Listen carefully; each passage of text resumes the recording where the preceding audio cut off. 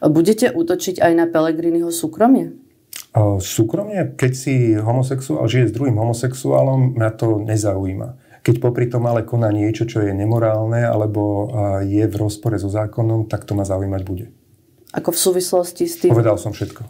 Podľa vás je problém, ak je nejaký kandidát z LGBTI plus komunity?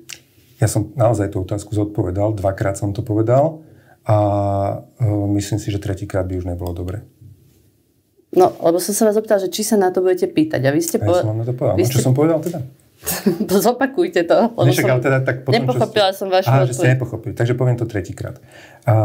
Keď niekto je homosexuál, nech je homosexuál. A to je jeho osobná, to je jeho osobná vec. V mojom prípade úplne nie, lebo ja keď som si dovolil povedať, že... heterosexuál, nech je heterosexuál, dôležité je, že či páchal nejakú trestnú činnosť alebo tak, nie? No však to som presne povedal.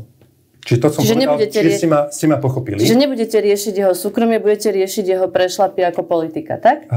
Aj možno pri tom, v súvislosti s tým, čo ste povedali prvým, môžete páchať nejakú činnosť, ktorá nie je úplne v súlade so zákonom a s morálkou a vtedy treba na to upozorniť.